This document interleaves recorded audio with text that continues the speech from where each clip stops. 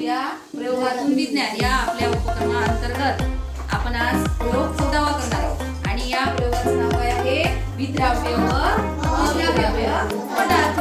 आणि या प्रयोगासाठी आपल्याला आज साहित्य लागणार आहे 2 काचेचे ग्लास किंवा काचेच्या वाट्या सुद्धा चालतात। त्यानंतर आपल्याला गोडं तेल म्हणजे आपल्या घरी जे आपण फोडणीला घालतो की नाही भाजीला वगैरे ते तेल, त्यानंतर मीठ, साखर आणि एक चमचा आणि पाणी। तर आता आपण काय करू, सर्वप्रथम एक ग्लास घ्यायचा काचेचा, त्याच्यामध्ये आपण काय करून घेऊ अर्ध्याच्या वर काय करायचं पाणी भरून घ्यायचं। आणि आता या पाण्यामध्ये सर्वात पहिले आपण काय टाकणार आहोत मीठ, नाही पहिले साखर टाकू, 1 चमचा साखर टाकू। आता मला सांगसा ना काय होते ती आता छानपैकी काय करायची ढवळून घ्यायची साखर। तुम्ही लिंबू सरबत पिता की नाही घरी, त्याच्यामध्ये काय टाकत असता साखर टाकता, मीठ टाकता, लिंबू टाकता आहे की नाही। काय होत आहे बरं, साखर पाण्यामध्ये विरघळत आहे, चांगली छान ढवळून घ्यायची साखर जाड्याने। आणि बघा आता साखर आपल्याला दिसेना अशी होते हळूहळू, दिसत आहे का ती साखर नाही, म्हणजे ही साखर काय झाली पाण्यामध्ये पूर्ण विरघळली। आणि छान विरघळेपर्यंत काय करायचं हे फिरवत राहायचं, ढवळत राहायचं आहे। थोडी आहे तर ती सोडू आपण।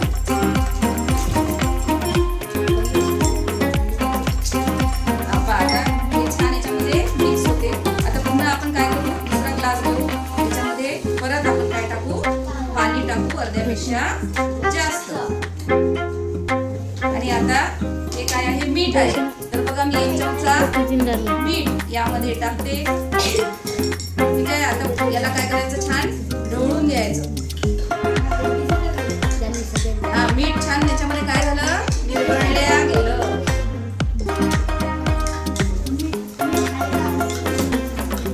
बघा चला आता आपल्याला काय करायचं आहे, हे काय आहे तेल आहे, तर या ग्लासमध्ये आपण काय करू अर्ध्यापेक्षा जास्त, ठीक आहे।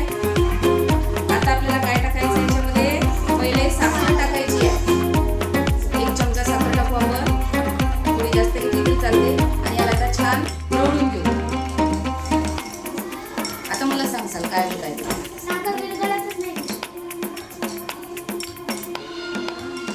मी खूप याला ढवळत आहे, पण तुम्हाला साखरेचे कण जसेच्या तसेच दिसत आहे, हे याच्यामध्ये विरघळल्याच जात नाही आहे, जात आहे का बघा ते फिरतच आहे।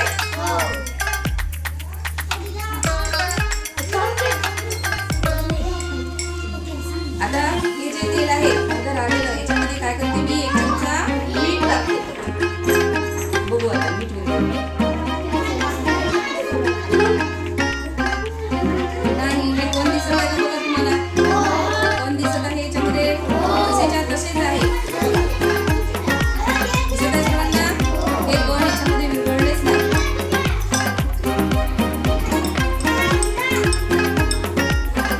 आपण पहिले काय केलं होतं याच्यामध्ये या ग्लासमध्ये साखर टाकली, पाणी टाकलं अर्ध्यापेक्षा जास्त, त्यानंतर साखर टाकली, साखर आपण काय केली याच्यामध्ये ढवळली छान छान, याच्यामध्ये काय झाली ही विरघळली। याच्यामध्ये काय टाकलं होतं या ग्लासमध्ये आपण मीठ टाकलं होतं, ते पण छानपैकी याच्यामध्ये बघा एक कण पण दिसत नाही। आणि यामध्ये आपण खाण्याचं तेल घेतलं आणि साखर बघा ही जशीच्या तशीच आहे याच्यामध्ये, हे बघा दिसत आहे तुम्हाला काचेच्या ग्लासमधून दिसत आहे, हे बघा साखरेचे कण जसेच्या तसेच आहे। आणि तेलामधलं मीठ सुद्धा तसंच आहे, हे विरघळलं नाही। तर आता या प्रयोगावरून आपल्याला काय समजते माहित आहे का, की पाण्यामध्ये मीठ आणि साखर हे दोन्ही छानपैकी विरघळले आहे ना, पण तेलामध्ये मीठ आणि साखर दोन्ही पण विरघळले नाही। आता म्हणूनच पाण्यामध्ये असे खूप घटक आहे की जे चांगले काय होतात विरघळले जातात। आणि म्हणून हे जे विरघळणारे पदार्थ आहे पाण्यामध्ये जे पदार्थ विरघळतात त्याला काय म्हणतात विद्राव्य पदार्थ, विद्राव्य पदार्थ। आणि जे विरघळत नाही त्याला काय म्हणायचं अविद्राव्य पदार्थ। तर हे विद्राव्य आणि अविद्राव्य पदार्थ आज आपण शिकलो। तर मला सांगा बरं या पाण्यामध्ये जर तुमच्या जवळचं मी खोडरबर जर टाकलं तर ते विरघळेल का नाही, टाकून बघू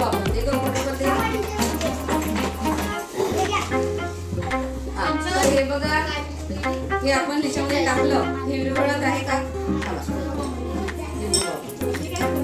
हे विरघळत आहे का बघा बरं नाही विरघळत आहे वा तुम्ही किती प्रयत्न केला तरी हे विरघळेल का नाही विरघळत म्हणून या हा जो पदार्थ आहे या पदार्थाला काय म्हणायचं अविद्राव्य पदार्थ आणि याच्यामध्ये आपण जे मीठ आणि साखर टाकलं होतं ते याच्यामध्ये छानपैकी विरघळलं म्हणून त्याला कोणते पदार्थ म्हणायचे विद्राव्य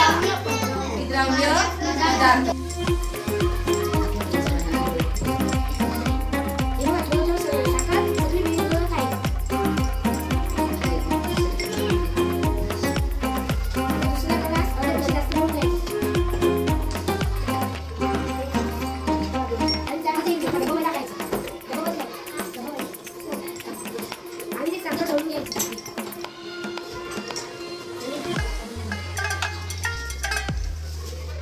मी खूप वेगळं दिसत आहे